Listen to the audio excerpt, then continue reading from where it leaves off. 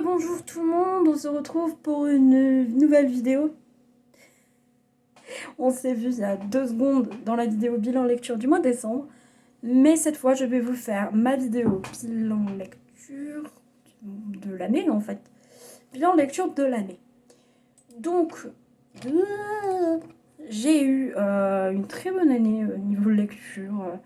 2020, ça a été une très bonne année pour moi niveau lecture. J'ai vraiment repris la lecture vraiment à fond. Parce que vraiment, j'ai repris goût à tout ça. Je vais pas vous raconter ma vie, à part que ça faisait plusieurs années que je lisais très peu. Et j'ai vraiment repris goût cette année à la lecture. J'ai fait des découvertes incroyables, voilà, dont on va parler dans cette vidéo. Voilà, donc j'ai pas tous les livres à disposition malheureusement. Donc je vais pas vous les montrer. J'en ai certains, mais je les ai pas tous. Donc je vous propose qu'on commence par le flop.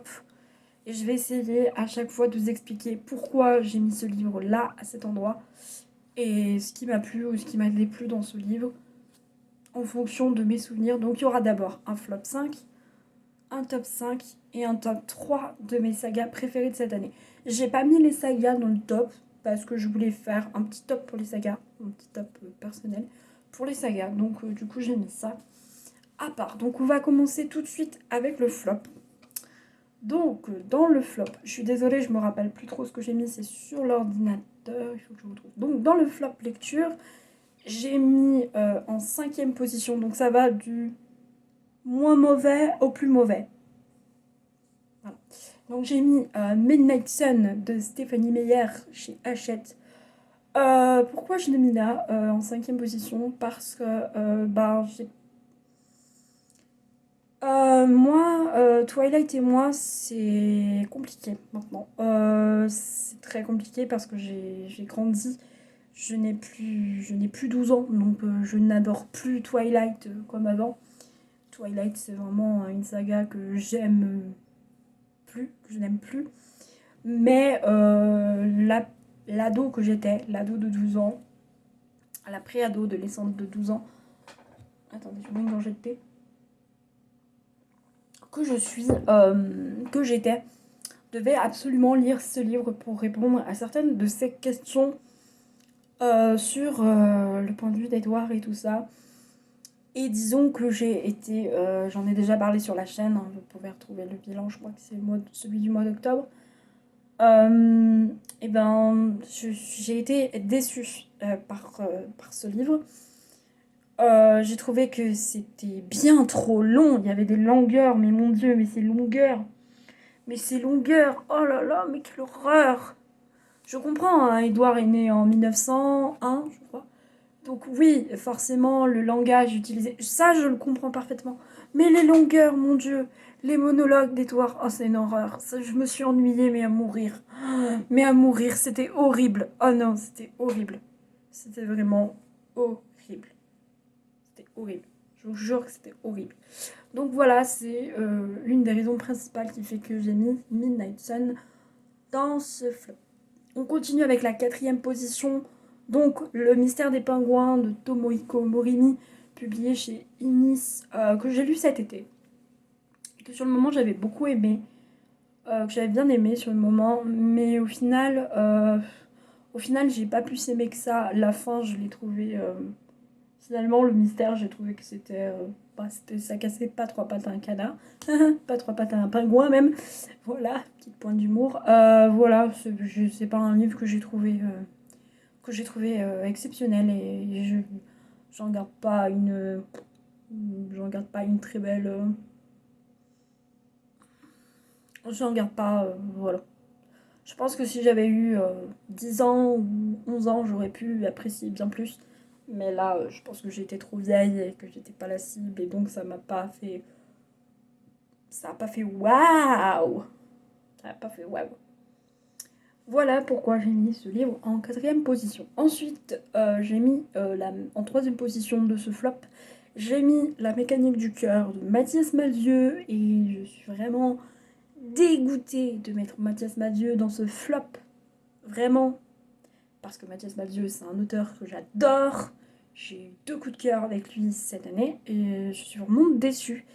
Mais la mécanique du cœur, moi, ça l'a pas fait du tout, du tout, du tout, du tout, du tout. J'ai pas détesté ce livre, mais j'ai trouvé ça assez invraisemblable. Il y avait trop de... C'était trop burtonesque pour moi. Et ce qu'il faut savoir, c'est que je déteste Tim Burton. Je n'aime pas Tim Burton. Donc voilà. Donc je pense que ça m'a un peu bloqué dans ma lecture et ça m'a moins fait apprécier la lecture, parce que du coup je voyais Tim Burton partout et bon, ça m'a gonflé. Au bout d'un moment, ça m'a gonflé. Donc voilà, c'est pour cela que j'ai mis la mécanique du cœur dans ce flop, avec un petit pansement au cœur, parce que bah, j'adore Mathias Mathieu. Donc, voilà, donc j'étais un peu tristounette. Ensuite, en deuxième position, j'ai mis Romance d'Arnaud Catherine, publié chez la collection R. J'ai détesté ce roman. J'ai détesté. J'ai trouvé l'histoire tellement affreuse, cliché. Oh là là, c'était horrible. Vince, que j'appelais Vinci, je sais pas pourquoi. Vince est un personnage absolument insupportable. Oh là là, non, ne me parlez plus jamais de ce livre. Plus jamais vous ne me parlez de ce livre, c'était une horreur. Oh là là, et j'ai trouvé que c'était mal écrit aussi. Aïe aïe aïe, le langage wesh wesh dans les romans, moi ça m'énerve. Oh, je déteste ça. Oh non, c'était vraiment horrible. Non, non, non, non, non, plus jamais. Plus jamais ce livre. Plus jamais. Je regrette de l'avoir acheté. Vraiment, je regrette. Je l'ai même donné à une amie. Pour vous dire qu'elle l'a beaucoup apprécié, mais moi j'ai pas aimé du tout. Donc voilà, et enfin, le dernier que je regrette vraiment d'avoir lu, c'est vraiment le pire du pire pour moi cette année, c'est Mère morte d'Aurélie Wellenstein chez Scrinéo. Je vais pas revenir dessus, mais j'ai vraiment, vraiment, vraiment, vraiment détesté ce livre de bout en bout. L'histoire ne m'a pas plu, les personnages ne m'ont pas plu. J'ai tout détesté dans ce roman. La plume, j'ai rien retenu de la plume. Il n'y a que la fin qui m'a un peu marqué. Et encore, la fin, voilà, je l'ai pas trouvé exceptionnelle. Il y a l'espèce de petite romance entre Oural et Lucas. J'ai retenu le prénom du personnage principal quand même. Entre Oural et le capitaine du bateau, là, l'espèce de petite romance que j'ai. C'est le seul point que j'ai apprécié du livre. Sinon, j'ai vraiment détesté ce roman. Et voilà. Voilà, donc c'est tout pour ce flop 5. J'ai pas mis mes abandons parce que bah, c'est des livres dont je suis pas allée au bout et qui se seraient de toute façon retrouvés dans le flop. Donc je préférais mettre des livres que j'ai lus entièrement quand même pour, dans ce flop. Voilà, donc ça c'est pour le flop. Je vais passer maintenant au top 5. Faut que je le retrouve. Voilà, donc on commence le tome 5. Le tome 5. Le tome 5 avec pareil du moins bon, du moins meilleur au vraiment meilleur. Je me suis très mal exprimée. Vous allez comprendre. En cinquième position, j'ai mis la commode tiroir de couleurs d'Olivia Ruiz. Donc ce premier Olivia Ruiz, c'était plutôt bien, ma foi. J'ai adoré sur le moment et après avec un peu de recul, ben j'ai fait, voilà, j'ai pas plus aimé que ça. J'ai bien aimé ce livre, c'était une excellente lecture, j'ai vraiment adoré. Ça m'a fait un bien fou, ça m'a ému, c'était vraiment passionnant, j'ai appris des choses. Et bah, ça m'a donné envie de lire d'autres romans d'Olivier Ruiz, donc c'était une très bonne découverte. Ensuite, j'ai mis Tout le bleu du ciel de Melissa d'Acosta, publié chez Le Livre de Poche. Alors ça, c'était vraiment un gros pavé que j'ai lu cet été. Mais c'était pas un regret du tout. J'ai adoré l'histoire, j'ai adoré l'originalité de l'histoire, l'originalité des personnages, les paysages qui sont abordés dans le roman. J'ai énormément aimé de choses dans ce roman. La fin m'a énormément touchée. J'ai trouvé que la fin était magnifique. J'ai trouvé que le roman était magnifique. Donc voilà, j'ai vraiment adoré ce livre. Ensuite, je vous en parlais dans le flop. Là, j'ai mis Le dérèglement joyeux de la métrique amoureuse de Mathias Malzieu et de Daria Nelson. Coup de cœur total. J'ai adoré les illustrations, j'ai adoré les poèmes, j'ai tout adoré dans ce livre. Ensuite, je vous en parlais dans le bilan lecture, j'ai mis Anne de Green Gables de Lucy Maud Montgomery, publié chez Monsieur Toussaint L'Aventure. Voilà, coup de cœur aussi, j'en parlais dans le bilan lecture, j'ai vraiment adoré, c'était trop trop bien, voilà, j'ai adoré ce livre, j'ai été touchée, voilà. Voilà, voilà, j'ai pas trop de d'explications pour les livres qui sont dans le top, c'est dommage. Et enfin, en première position, mon chouchou de cette année, mon livre préféré de cette année. Ce livre me marquera pour toujours, je crois. Ce livre va me marquer un bon moment. Je veux bien évidemment parler de Une sirène à Paris de Mathias Malzieu, publié chez Albin Michel. Oh, que c'était bien! Oh, que c'était génial ce livre! J'ai tout aimé! Oh là là, c'était trop trop bien ce livre! Oh, il était trop bien. J'ai pas beaucoup de choses à vous dire parce que bah, déjà, il y a un avis sur la chaîne. Si vous voulez aller le voir, je vous invite à aller le voir. Et bah, sinon, bah, c'était mon livre préféré de cette année. J'ai vraiment adoré et je crois que je pense que c'est un des livres que je vais peut-être relire.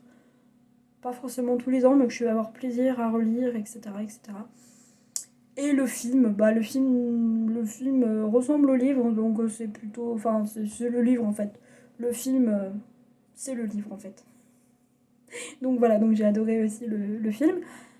Donc voilà, donc ça c'était pour le top. Et enfin, je vais vous faire mon top 3 des sagas que j'ai lu cette année. Il n'y en a pas énormément, il y en a 3 donc mon top 3.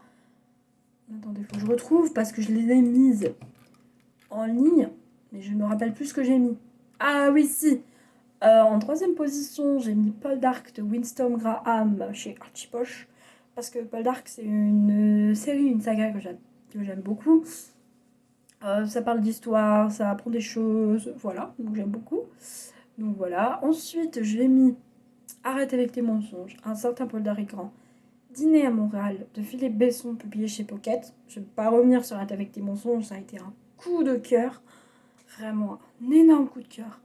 Et enfin, en dernière position, en première position sur le podium des sagas de cette année, La Passe Miroir de Christelle Dabos, publié chez Gallimard Jeunesse. Je crois que je n'ai pas besoin de revenir sur La Passe Miroir, c'est trop génial. Lisez La Passe Miroir. Voilà. Donc voilà. Bah écoutez, j'ai fait rapidement cette vidéo. J'espère que vous avez tout retenu. Je vous mettrai, je pense, dans la description les tops et les flops avec les titres et tout ça. Et voilà, du coup, sinon pour moi, 2020, ça a été une très bonne année niveau lecture. Je ne regrette absolument rien et j'ai hâte de continuer en 2021 à lire, à vous proposer des bilans en lecture tous les mois, etc., etc. Vous proposer des avis à chaud sur Instagram, des stories en cours de lecture sur Instagram, etc., etc. Tout ça. Je vous souhaite une très bonne année 2021 et je vous retrouve fin janvier pour le premier bilan lecture de cette année en vous souhaitant plein de bonheur et je vous dis à bientôt, fin janvier. Voilà, bisous tout le monde.